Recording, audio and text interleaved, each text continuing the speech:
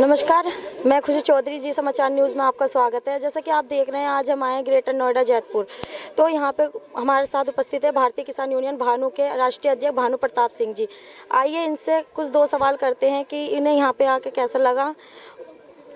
Sir, अपने बारे में कुछ बताइए। मैं भानु प्रताप सिंह, राष्ट्रीय अध्यक्ष भारतीय किसान भानु और राष्ट्रीय अध्यक्ष किसान क्रांति दल, आपके चैनल का, आपका सबका स्वागत करता हूं, अभिनंदन करता हूं और आशीर्वाद देता हूं, क्योंकि मैं बुजुर्ग हूं।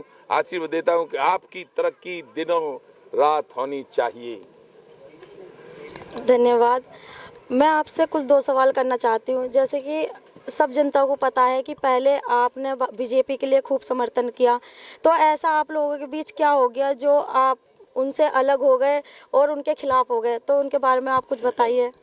न मैं किसी से अलग हूं, न मैं किसी से खिलाफ हूं, लेकिन ये लोकतंत्र है, ये दादा लाई संपत्ति नहीं है। प्रधानमंत्री का पद और मुख्यमंत्रियों की पद, जब जनता को आप वायदा करेंगे कि हम किसान आयोग का गठन कर देंगे, हम कांग्रेस की नीतियों के कारण जो किसान कर्जदार है उसे कर्जे को माफ कर देंगे, हम विदेशों से काला धन लाएंगे और गरीबों में बांट देंगे, हम सारे कर्जे माफ कर देंगे और फिर जब पद पे बैठ जाओ तो नोटबंदी कर देंगे।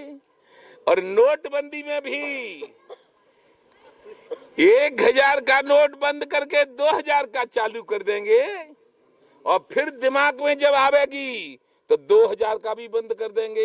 ये कारण पूछना चाहता हूं और इन कारणों से मैं नाराज होकर, ये लोकतंत्र है इसलिए किसान क्रांति दल बनाया है।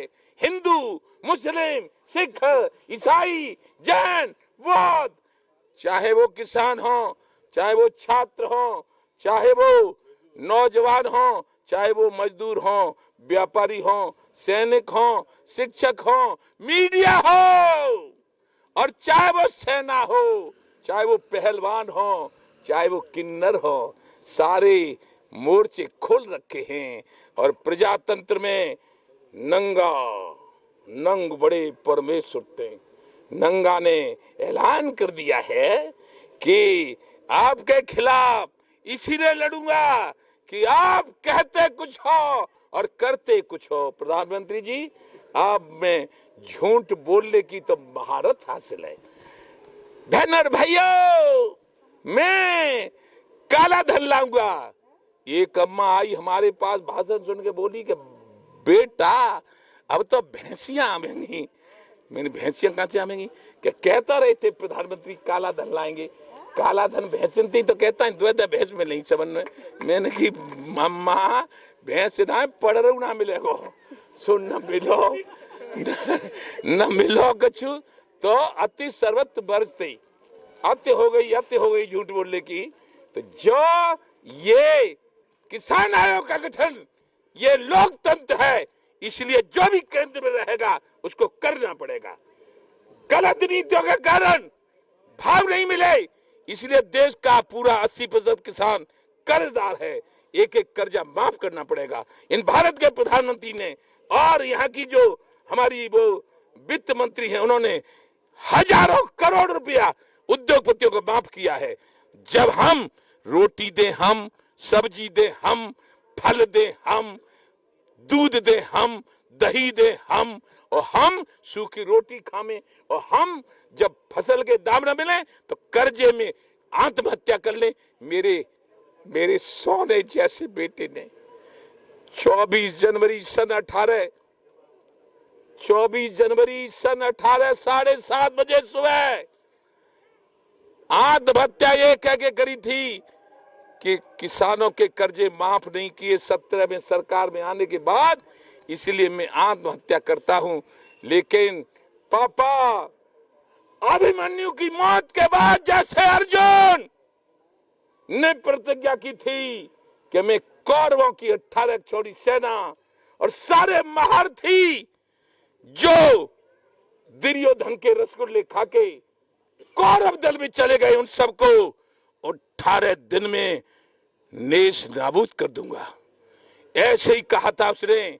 पापा मैं जा रहा हूं, लेकिन हिंदू मुस्लिम सिख ईसाई जैन बौद्ध किसी किसान के बेटे को मत मरने देना।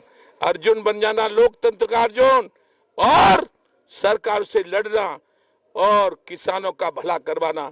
तो मैं लोकतंत्र का अर्जुन हूं। राजतंत्र का अर्जुन सर उड़ाता था।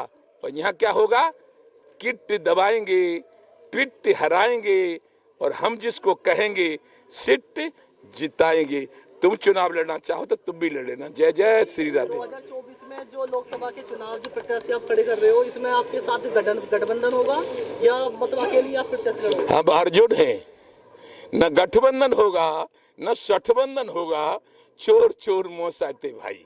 यदि उनका गठबंधन होगा तो वो यही करेंगे जो इनकी आदत पड़ रही है, जो 75-76 साल से इन राजनेताओं में बेईमानी करने की और कमीशन खोरी करने की आदत पड़ गई है, वो ही करेंगे। हमारा जो लड़ेगा वो किसान क्रांति दल अर्जुन की भूमिका में रहेगा। हम जीतेंगे जीतेंगे जीतेंगे। हमारा साथ हिंदू मुस्लिम सिख ईसाई जैन बौद्ध भारत की समस्त जातियां देंगी, और न देंगी तो इन राजनेताओं के कारनामों से आपके आने वाली पीढ़ी को भीख मांगनी पड़ेगी।